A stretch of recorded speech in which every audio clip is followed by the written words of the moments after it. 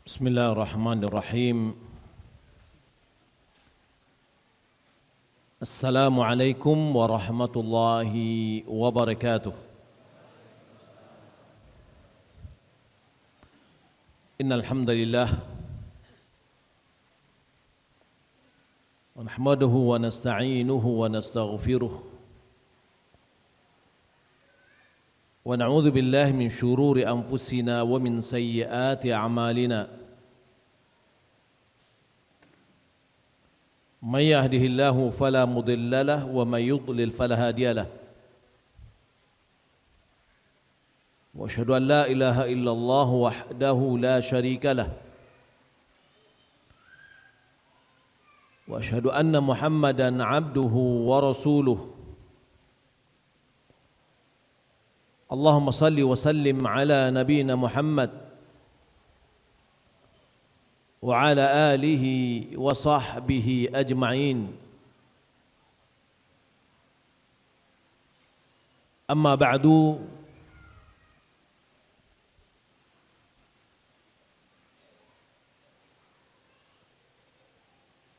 Qala Allah Ta'ala: Ya ayyuhalladzina amanu taqullaha haqqa tuqatih wa la tamutunna illa wa antum muslimun.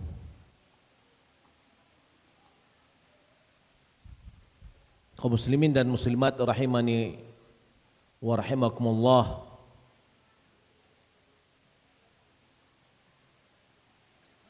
Sebelum kita masuk ke dalam tema kajian kita tentang kehidupan setelah kematian yang akan kita titik beratkan pembahasan kita adalah amalan-amalan yang tetap mengalir kepada kita setelah kita meninggal dunia.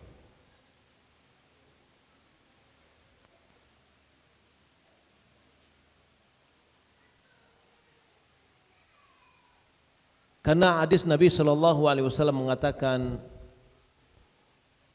Al-kaisu man dana nafsahu wa amila lima ba'dal mauti. Orang yang cerdas itu adalah orang yang menimbang-nimbang dirinya dan dia beramal untuk setelah kematiannya.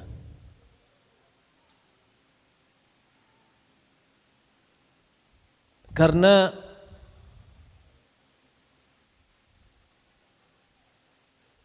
tidak ada yang bisa dilakukan atau yang tidak ada yang bisa dimiliki oleh seseorang kecuali apa yang dia amalkan.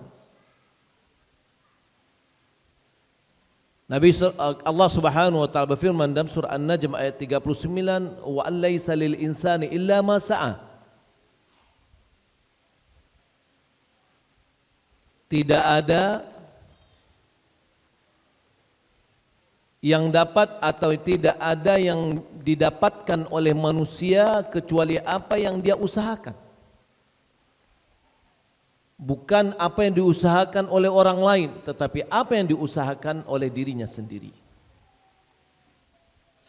Itulah yang akan dia raih dan dia peroleh.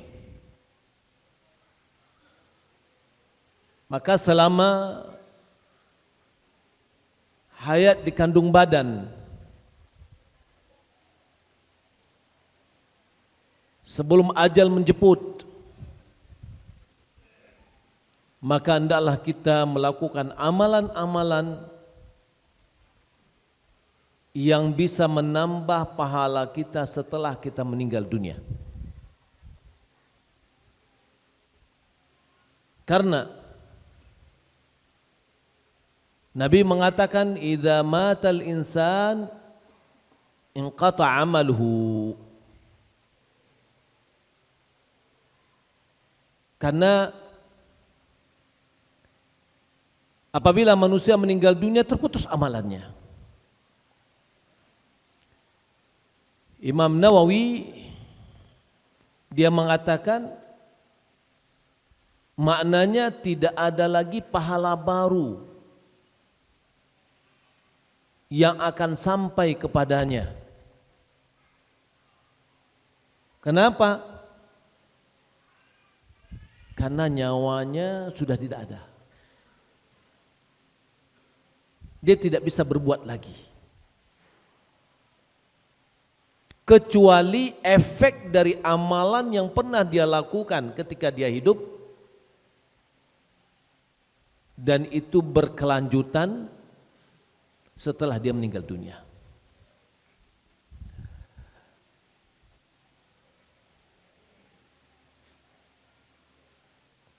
Kalau kita lihat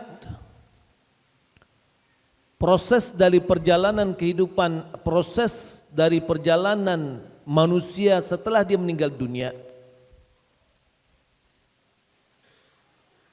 setiap manusia akan masuk ke alam yang panjang setelah kematian, malahan alam yang tidak berujung.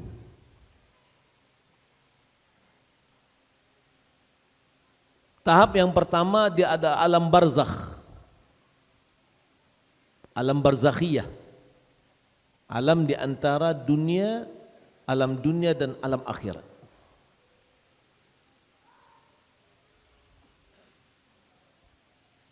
Alam kubur, karena pada umumnya manusia dikuburkan. Tapi manusia yang dimakan oleh binatang buas, tenggelam dalam laut, terbakar menjadi abu, kemudian abunya ditiup oleh angin, dan manusia yang dikuburkan, semuanya masuk ke dalam alam barzakhiyah, alam yang membatasi antara alam dunia dan alam akhirat, yang dinamakan pada umumnya adalah alam kubur, dan dia adalah muqaddimah dari sebuah perjalanan yang panjang tidak berujung. Boleh jadi alam itu adalah sebuah taman dari taman-taman surga,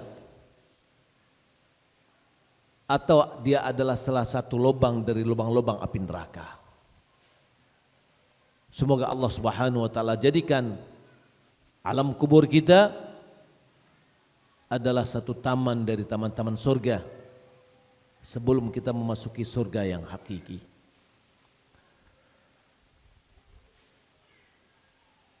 Setelah alam barzakhiyah akan ada alam kebangkitan atau hari kebangkitan. Kemudian dikumpulkan di padang mahsyar. Kemudian hisab, mizan, sirat, sehingga terakhir berujung apakah surga atau neraka.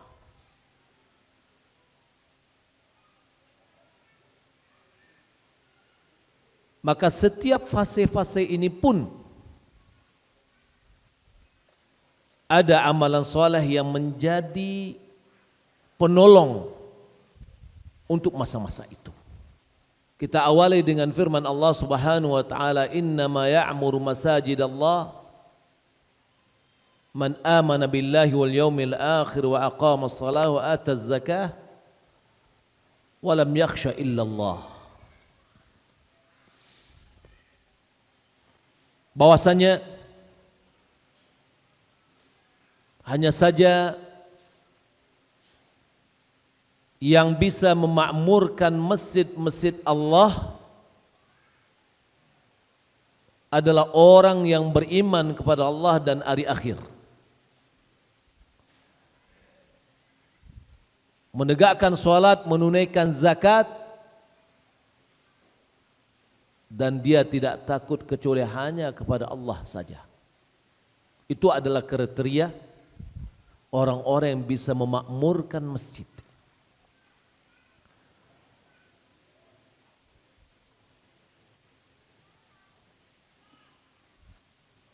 Di antaranya juga telah disifatkan oleh Nabi kita Muhammad sallallahu alaihi wasallam.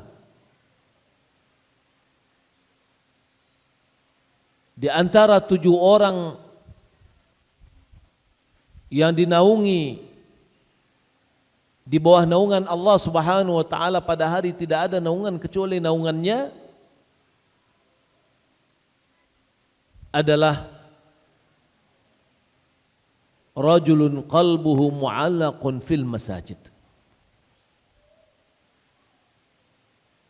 Ini seorang yang hatinya terpaut atau tergantung di masjid. Dialah orang yang memakmurkan masjid, yang menghidupkan masjid. Dan orang yang memakmurkan masjid ini hatinya terpaut dengan masjid. Dia adalah orang yang mendapatkan keistimewaan, dinaungi oleh Allah Subhanahu wa taala, di bawah naungannya pada hari di mana tidak ada naungan kecuali naungan Allah, tidak ada pohon, tidak ada bangunan, di padang mahsyar yang luas, yang mana matahari hanya 1 mil dari kepala kita. Masing-masing kita keadaan dan kondisinya sesuai dengan amalan mereka masing-masing.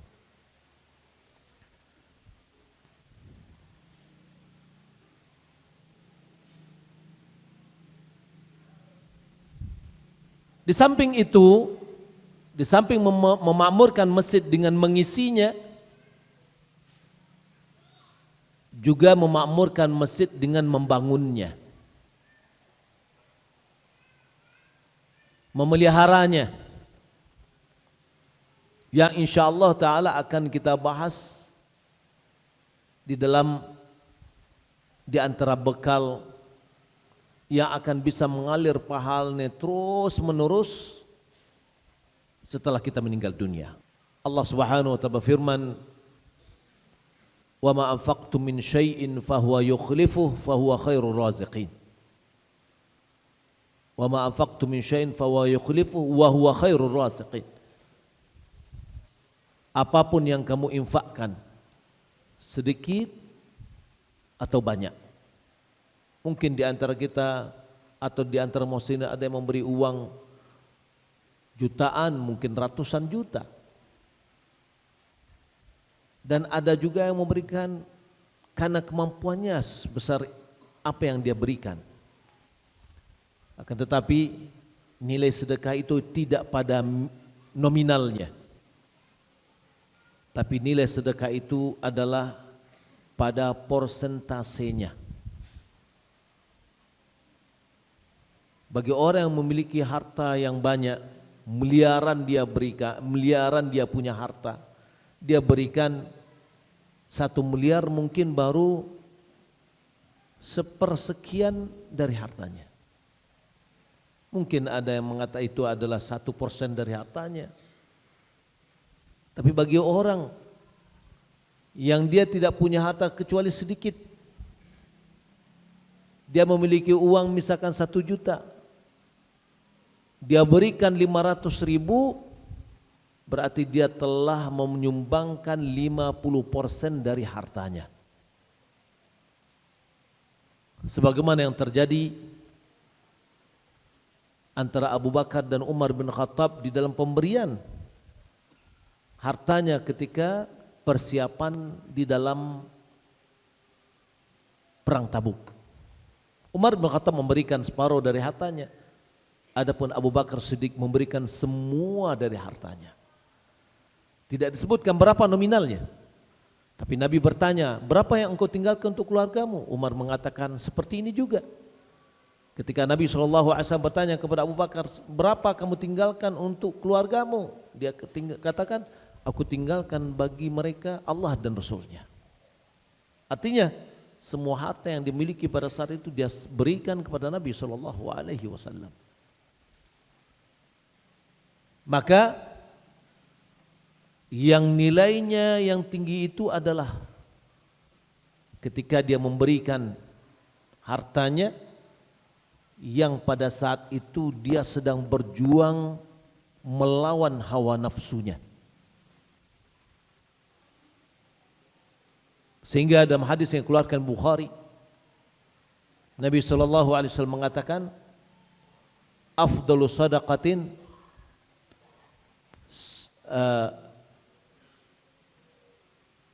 anta saddaqa wa anta sahihun syahihun ta'mal ghina wa takhshal faqr. Itu adalah kondisi sebaik-baiknya bersedekah.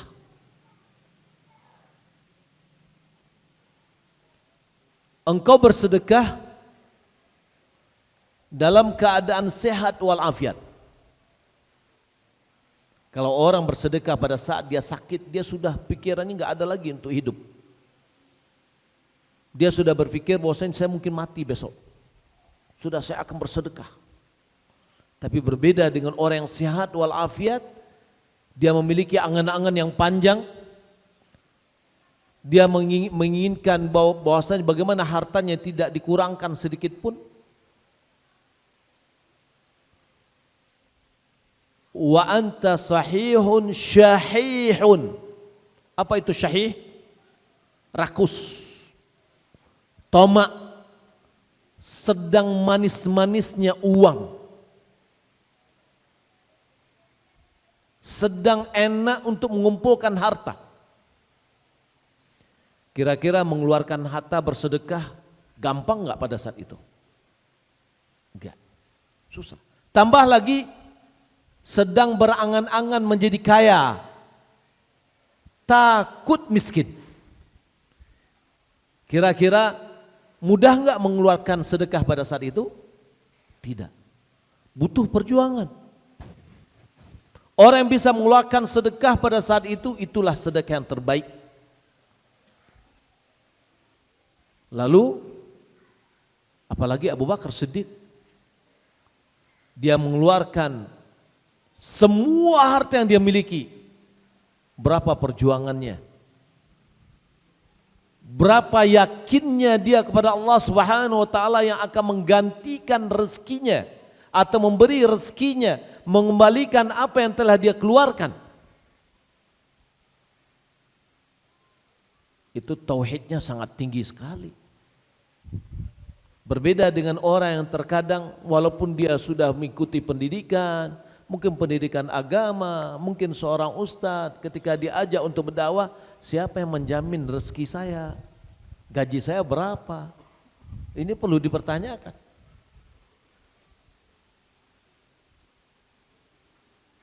Khawatir untuk tidak mendapatkan rezeki, khawatir tidak mendapatkan uang, khawatir tidak bisa hidup.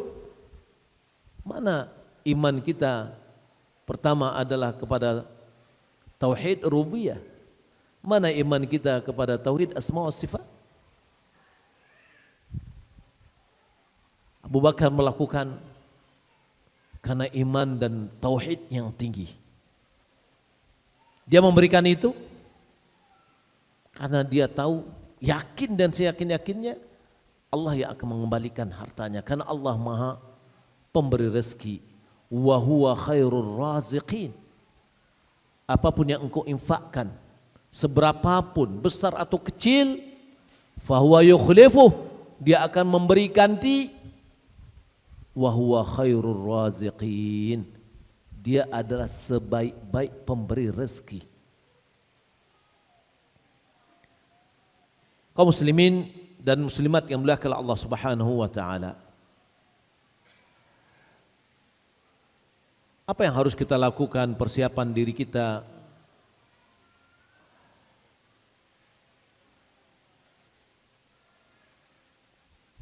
untuk setelah kita meninggal dunia? Perlu kita ketahui bahwa di antara nikmat Allah Subhanahu wa taala yang besar yang Allah berikan kepada hamba-hambanya mukmin, bahwa Allah Subhanahu wa taala telah menyiapkan bagi mereka pintu-pintu kebaikan yang banyak.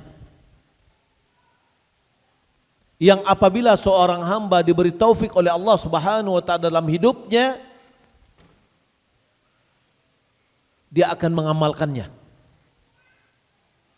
yang mengakibatkan mengalirnya pahala kepadanya setelah dia meninggal dunia.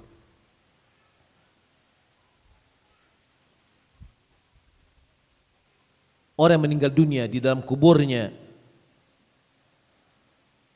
dia tergadai oleh amalannya. Apabila amalannya baik, maka baiklah di dalamnya. Apabila amalannya buruk, maka buruklah di dalamnya. Amalannya sudah terputus. Tidak ada lagi amalan baru yang bisa dia lakukan.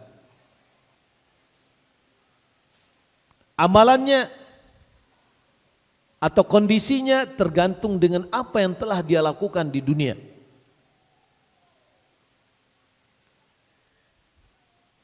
Maka orang yang diberi taufik oleh Allah Subhanahu wa taala adalah orang yang di dalam kuburnya kebaikan-kebaikannya, amalan-amalan pahalanya tetap terus mengalir kepadanya walaupun dia sudah menjadi tanah.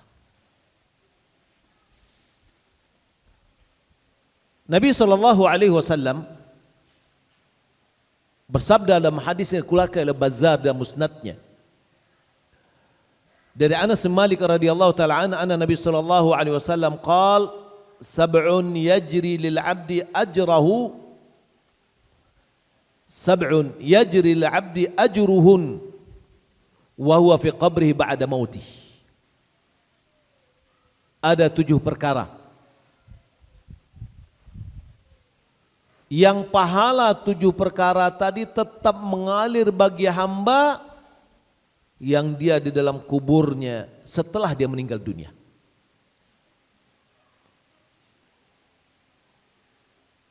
Man 'allama 'ilman, orang yang mengajarkan ilmu. Au ajra nahran, atau dia mengalirkan sungai. Au hafara bi'ran, atau dia menggali sumur atau membuat sumur bor. Au gharasa nakhlan, atau dia menanam pohon korma. Au bana masjidan, membangun masjid. Au warratha mushafan, atau dia mewariskan atau membagikan Al-Quran, sebuah Al-Quran. Au taraka waladan yastaghfir lahu ba'da mautihi, atau dia meninggalkan seorang anak yang akan meminta ampunkan baginya setelah dia meninggal dunia. Hadis ini dihasankan oleh Syekh Albani rahimahullah taala. Kaum muslimin dan muslimat yang dimuliakan Allah Subhanahu wa taala, kita masuk kepada perincian dari poin-poin tadi. Yang pertama, man 'allama ilman, orang yang mengajarkan ilmu.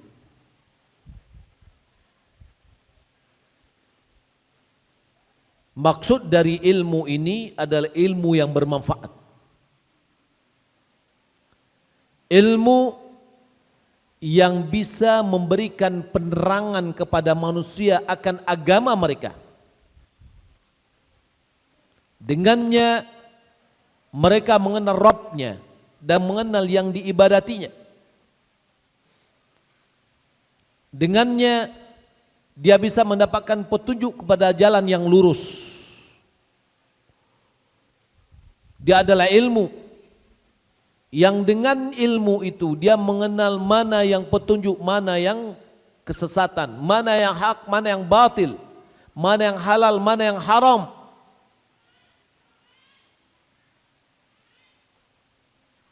Maka orang yang mengajarkan itu adalah orang yang akan mendapatkan pahala terus menerus.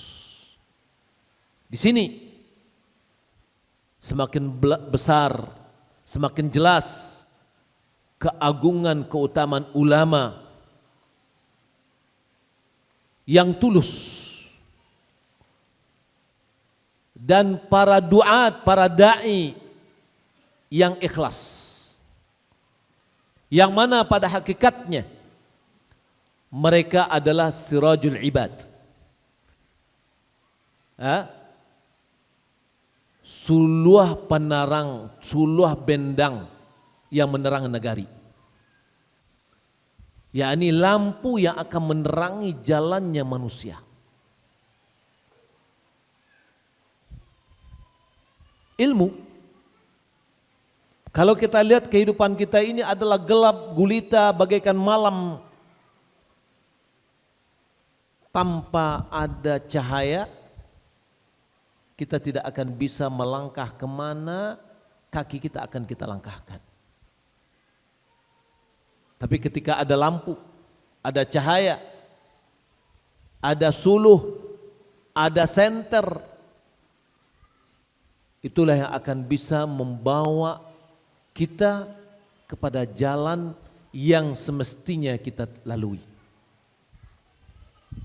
Itulah fungsi dari ulama, fungsi dari duat, para dai, fungsi dari para asatid, ustadz-ustadz kita yang telah mereka memberikan ilmunya. Mereka adalah cahaya atau pilar yang menerangi cahaya negeri. Dia adalah pilar bagi umat. Dia adalah sumber hikmah yang kita akan belajar dengannya. Kehidupan mereka adalah keuntungan besar bagi kita. Kematian mereka adalah sebuah musibah bagi kita. Dan itu kita rasakan. Apa kata Nabi SAW? Inna Allah la yanzi'ul ilma intiza'an min sudur ulama. Sesungguhnya Allah Subhanahu wa taala tidak mencabut ilmu secara spontanitas, dicabut begitu saja dari dada ulama, tidak. Walakin naza'al ilma atau intaza'al ilma bimauti ulama, yaitu dicabutnya ilmu dengan wafatnya para ulama. Maka oleh karena itu, selama asatiz kita ada, para dai ada, ini adalah keuntungan besar bagi kita.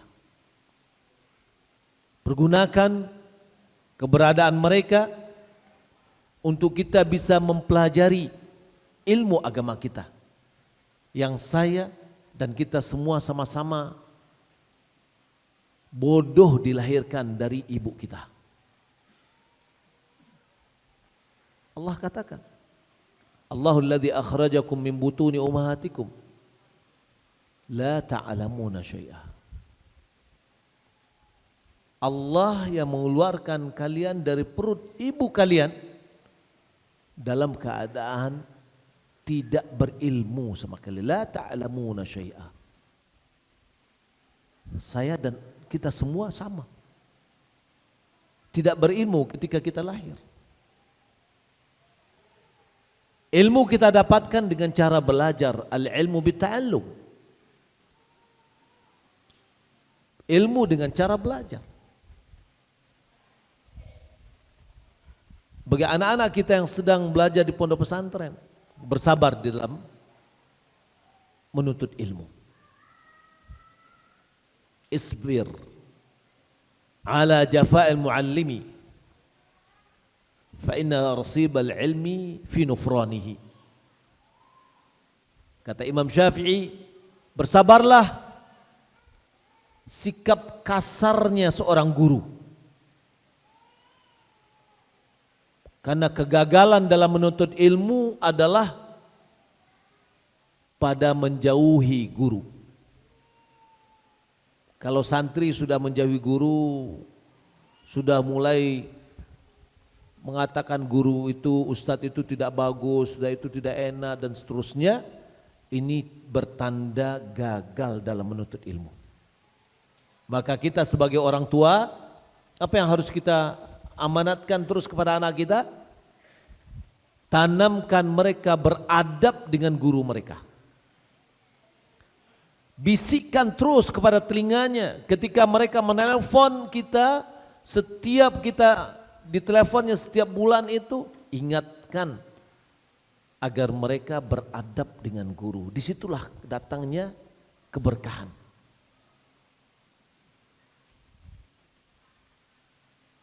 Jangan kita menguji anak kita supaya dia bisa menilai guru.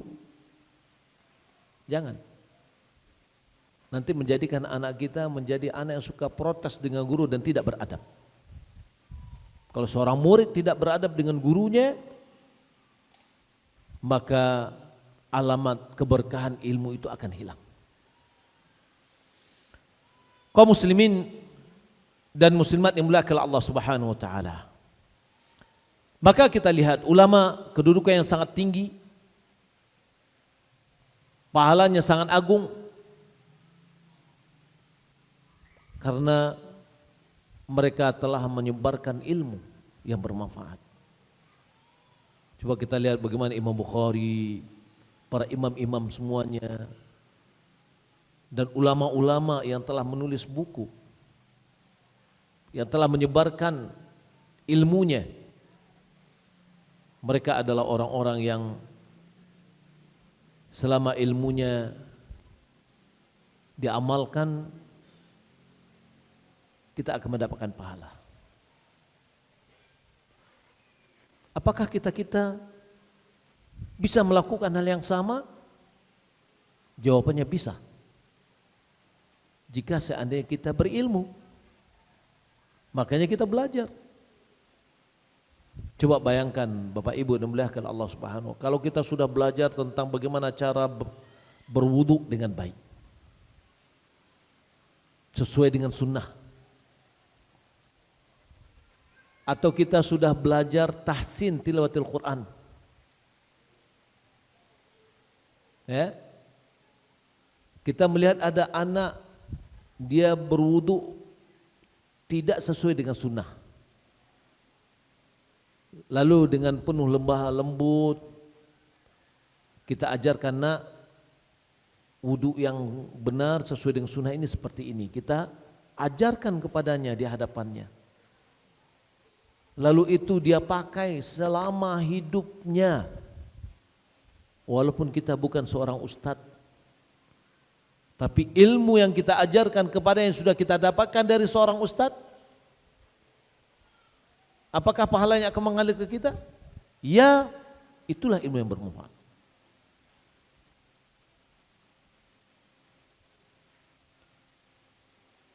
Mengajarkan bacaan Al-Quran, guru-guru Al-Quran mengajarkan anak itu dari tidak tahu membaca Al-Fatihah, tidak tahu membaca Al-Quran, lalu dia bisa membaca Al-Quran. Berapa pahala yang akan dia dapatkan? selama anak itu membaca Al-Quran. Setiap huruf 10 kebaikan. Di samping itu juga bagian dari pahala ilmu yang mengajarkan atau mengajarkan ilmu adalah juga menulis buku. Bagian juga adalah mencetak buku.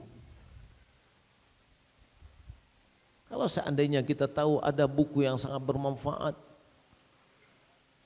lalu kita cetak, kita bagikan secara gratis kepada orang-orang yang kita lihat memang adalah orang yang membutuhkan ilmu, maka kita juga mendapatkan amalan yang sama, pahala yang sama. Yang kedua adalah dalam hadis dikatakan au ajra nahran, yaitu mengalirkan sungai. Maksudnya di sini adalah mengalirkan air dari sumbernya. Kalau seandainya ada kita mengetahui mata air atau misalkan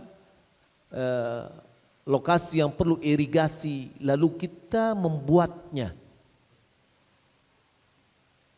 Selama irigasi itu dipergunakan oleh orang, mengalirkan sawah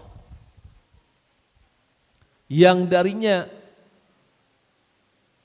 tumbuh pertanian yang baik, persawahan yang baik, berapa pahala yang akan dia dapatkan? Ya, kita melihat, masya Allah, pada zamannya Pak Soeharto, ya, bagaimana menghidupkan sawah-sawah dengan membuat irigasi yang sampai sekarang ini masih berguna, yang tadinya tidak ada persawahan menjadi sawah yang baik. Itu aja pahalanya mungkin udah mengalir terus.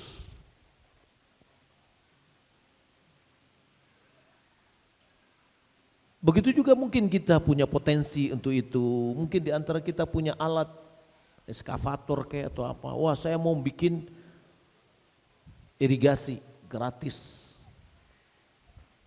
Ya, lalu kita alirkan supaya masyarakat bisa mendapatkan air.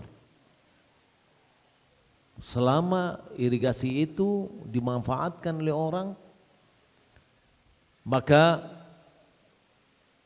pahalanya mengalir terus kepada kita.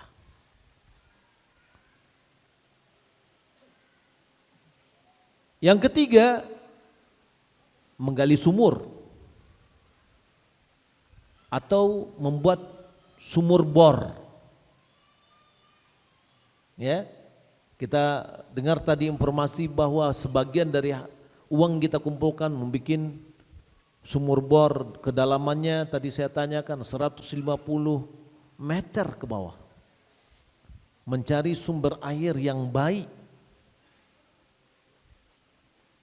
Maka kita ya ikut menyumbang dan harta kita dibawa ke sana, pahalanya akan mengalir terus juga.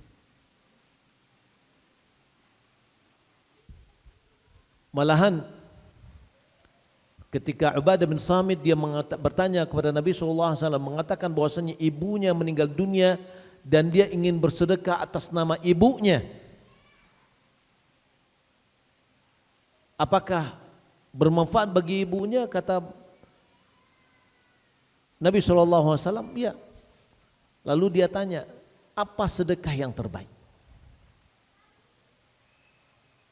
Dia pilihkan untuk ibunya sedekah yang terbaik. Lalu dia oleh Nabi SAW, saqyul ma, yaitu membuat sumur, mengalirkan air. Nah, saat sekarang ini juga dengan bencana yang menimpa sebagian daerah, itu sumber air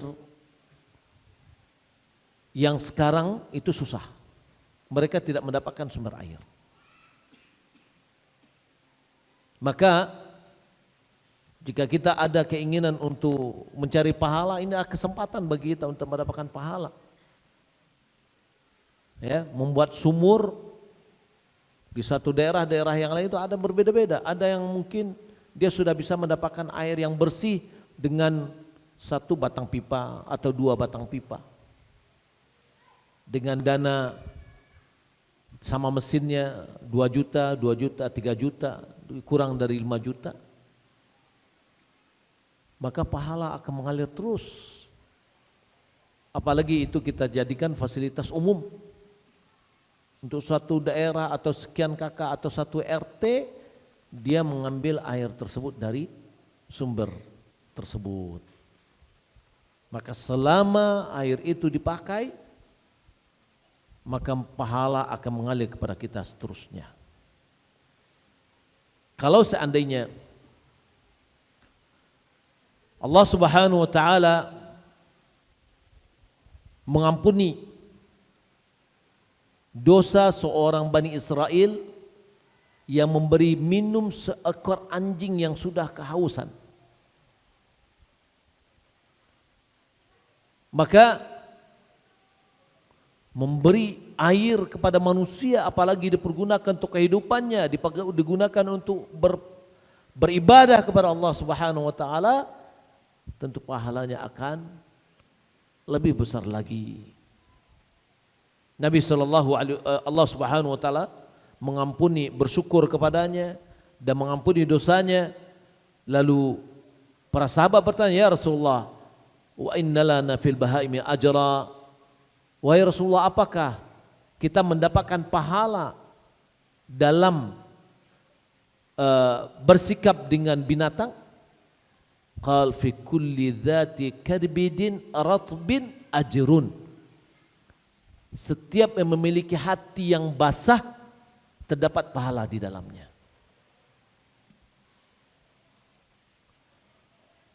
Yang keempat, gharasa nakhlan, menanam korma. Untuk apa nanam korma? Untuk mendapatkan buahnya. Karena tujuan kita menanam pohonnya untuk mendapatkan buah. Kalau menanam pohon tidak mendapatkan buah, itulah yang dinamakan dengan orang yang berilmu tapi dia tidak mengamalkan. Taib, apakah teksnya menanam korma itu kalau tempat kita juga menanam korma? Kalau kita di sini menanam korma enggak berbuah-buah. Karena memang alamnya dan kondisinya tidak menjadikan dia berbuah. Lalu apa yang berbuah? Kelapa misalkan. Ya. Kelapa yang umurnya dulu kakek kita menanam. Mungkin dia belum pernah memetik buahnya. Sampai sekarang, sampai buyut. Sudah berapa tahun dinikmati oleh generasinya. Sawit mungkin boleh juga. Ya, tapi umurnya katanya 25 tahun. Harus tanam lagi. Tapi walhasil adalah menanam pohon yang berbuah. Sampai burung pun kalau memakan buahnya, kita juga dapatkan pahala. Apalagi manusia. Mau menanam duren kek, mau menanam apa yang bisa mendatangkan faedah. Maka setiap pohon yang menghasilkan buah itu yang dinikmati oleh manusia, maka selama itu bisa dinikmati oleh manusia, maka pahala yang akan mengalir. Mana tahu ada di antara di sini mau bikin kebun duren, tapi untuk umum, bukan untuk keluarganya. Siapa yang ngambil jatuh, siapa yang ngambil silakan. Ya, kalau di kampung biasanya begini, satu keluarga atau keluarga besar bergilir. Malam ini, hari ini yang nungguin dialah yang dapat gitu loh. Ya. Yang kelima, membangun masjid. Masjid merupakan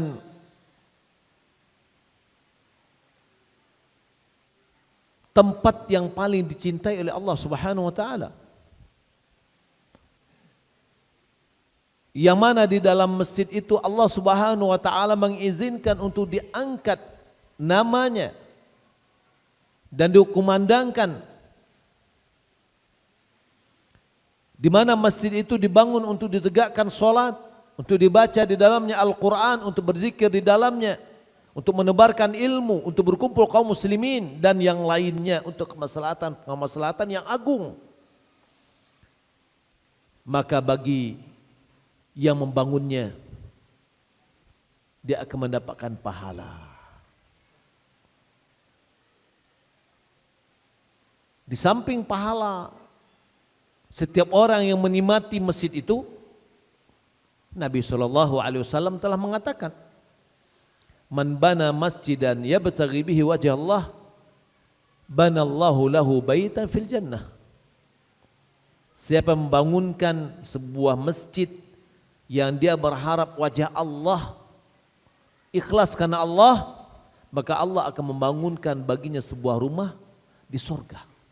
Kata Nabi SAW, man bana lillahi masjidan walau ka mafhasi qitatin, banallahu lahu baita fil jannah. Siapa yang membangun masjid untuk Allah, walaupun seukuran sarang burung, tempat burung bertelur. Jadi ada burung kecil yang dia bersarang di pasir, maka dia bertelur di sana. Ukurannya kecil. Ukuran terkecil di dalam masjid untuk tempat sholat berapa? 60 kali 120. Ya, 60, lebarnya 60 cm, panjangnya 120 atau 130.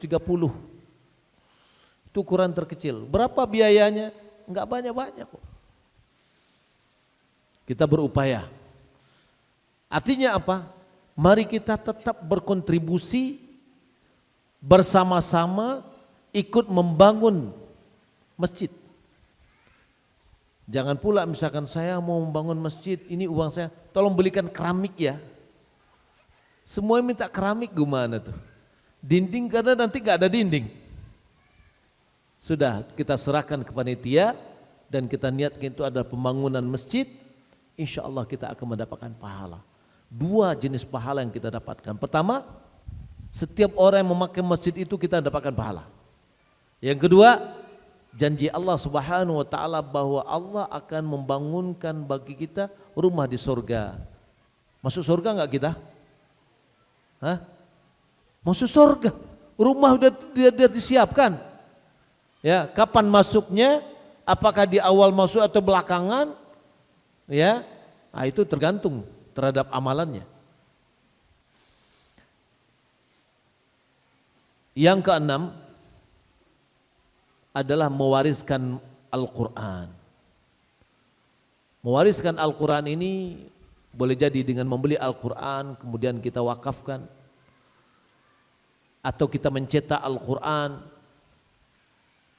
lalu kita sumbangkan, kita bagi ke pondok-pondok pesantren. Setiap anak mendapatkan Al-Quran kita, sehingga dia menghafal Al-Quran dari mushaf yang kita bagikan. Itu juga adalah menjadi ladang pahala yang akan tetap mengalir kepada kita. Yang ketujuh, au taraka waladan yastaghfir lahu min ba'da mautihi. Yang ketujuh ini adalah tarbiyatul aulad, tarbiyatul abna, pendidikan anak. bagaimana seorang orang tua mendidik anaknya dengan baik, berupaya, berusaha, bagaimana anaknya ini tumbuh besar dengan kebaikan, dengan takwa, sehingga mereka menjadi anak-anak yang baik, anak-anak yang berbakti, anak-anak yang soleh. Ia akan mendoakan kebaikan bagi kedua orang tuanya setelah dia meninggal dunia, yang mana mereka akan memohonkan pengampunan dari Allah untuk kedua orang tuanya. Dalam sebuah hadis Nabi SAW mengatakan bahwa orang tua diangkat derajatnya disebabkan istighfar anaknya untuknya. Maka karena itu kita sebagai anak, walaupun umur sudah 80 tahun, anak atau kakek? Hah? Anak atau kakek? Anak. Anak bagi orang tuanya sudah meninggal dunia lama. Ya. Hendaklah dia selalu beristighfar, hendaklah kita meminta ampunkan untuk orang tua kita yang sudah meninggal dunia. Setiap kita meminta ampunkan, Allahumma firli wali walidayya, derajatnya diangkat oleh Allah Subhanahu wa taala. Warhamhuma kama rabbayani shaghira, itu adalah doa. Doa kebaikan untuk orang tua kita. Maka kewajiban kita sebagai orang tua bagaimana mendidik anak kita dengan pendidikan yang baik. Baik di dalam suasana di rumah tangga, maupun kita arahkan pendidikan mereka kepada pendidikan yang baik. Saya melihat Bapak Ibu, ada dampak yang kurang baik ketika kita mesekolahkan anak kita jauh dari kita, yang mungkin kita mendatanginya sekali 6 bulan atau dia pulang waktu liburnya aja. Ya. Di mana ini pengalaman pribadi ini. Interaksi anak kita dengan adik-adiknya yang tidak sepemainan dengan dia. Maksudnya gimana? Ketika dia anak yang paling besar, umur 12 tahun, 13 tahun dia masuk pondok. Pasti anak adiknya yang di bawah itu masih bisa dijadi dulunya satu pemainan. Waktu kecil main, itu akrab dia. Sampai dia tamat SD masih akrab. Tapi ketika pergi ke pondok, pulang pondok lahir adik satu. Pergi pondok lagi 6 bulan setelah itu adik yang tadinya masih bayi sudah mulai merangkak. Terus pergi ke pondok lagi, ya pulang-pulang sudah mulai bisa berjalan, sudah mulai berbicara. Dia tidak ada rasa asing dia dengan adiknya, dan ada begitu juga adiknya merasa asing juga dengan kakaknya. Ya, tapi kalau seandainya sekolahnya tidak terlalu jauh dari kota, kita bisa datang ke pondok, ada kesempatan sekali sebulan datang, ajak anak adik-adiknya, ya, datang di sini berkumpul dengan keluarga. Si abang dia mulai berinteraksi dengan adiknya, ya, maka itu diantaranya gelar tikar bersama, makan bersama.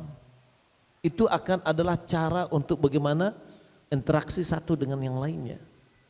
Nah, maka saya melihat kalau seandainya pondok kita sudah ada, ya kenapa kita harus jauh-jauh mencari pondok, ya? Ya, sudah, insya Allah. Mudah-mudahan kalau sudah ada yang menamatkan dari sini, mudah-mudahan ke depan kita juga bisa memproses bagaimana bisa muadalah di Madinah. Ya, dan ini berarti tingkatannya akan sama dengan yang lain. Ini adalah 7, namun ada tambahan yang hadis yang lain.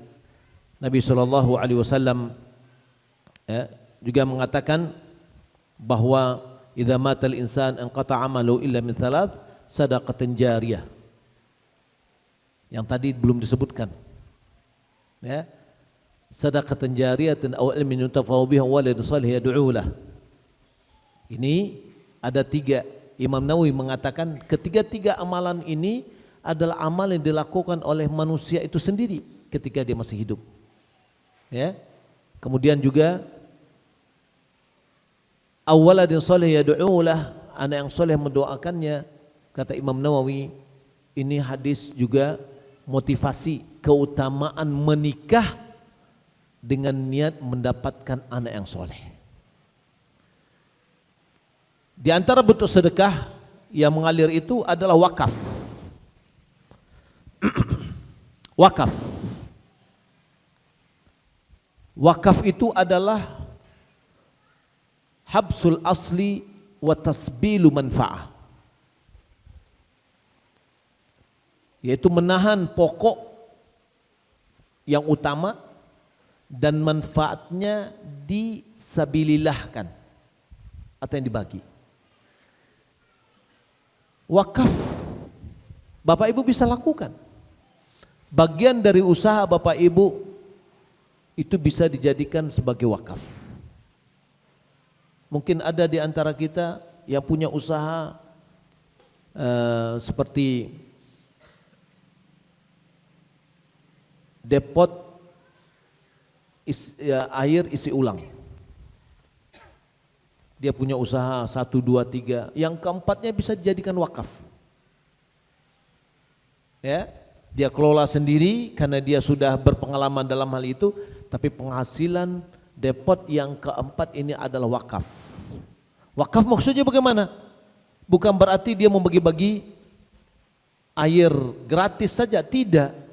Dia kelola sama dengan dia mengelola yang lain, tapi uang yang dihasilkan oleh depot 4 ini dia pergunakan. Mungkin ada anak yang dia beasiswahi, ada panti asuhan yang akan dia biayai, ada masjid yang akan dia bangun, tapi dari hasil yang tadi. Boleh jadi mungkin ada di antara kita adalah pedagang ulung, dia punya sekian toko, dia tunjuk toko yang sekian itu adalah wakaf. Jadi hasilnya dia kelola dengan baik dan hasilnya dia pergunakan untuk bersedekah. Itu menjadi sumber dia untuk bersedekah.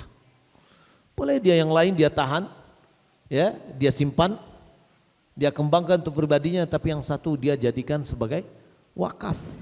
Maka itu namanya wakaf.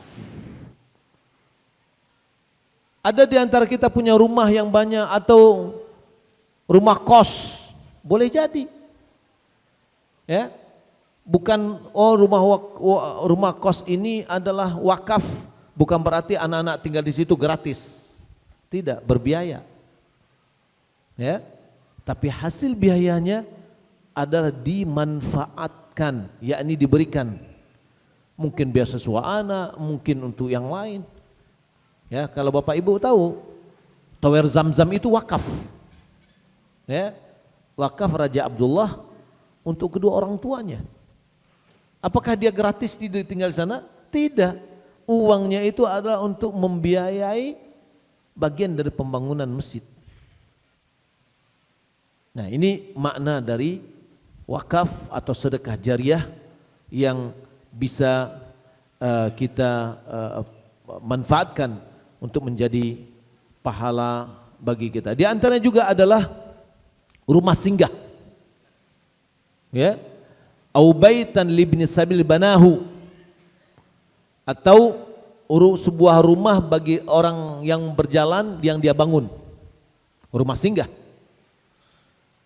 Ya, ada orang yang punya rumah karena dia sudah orang tuanya sudah meninggal, rumah tertinggal, dia sudah punya rumah satu, dan yang lain-lain sudah punya rumah juga, sudah rumah ini jadikan rumah singgah.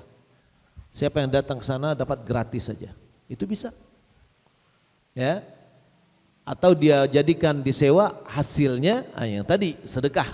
Ya,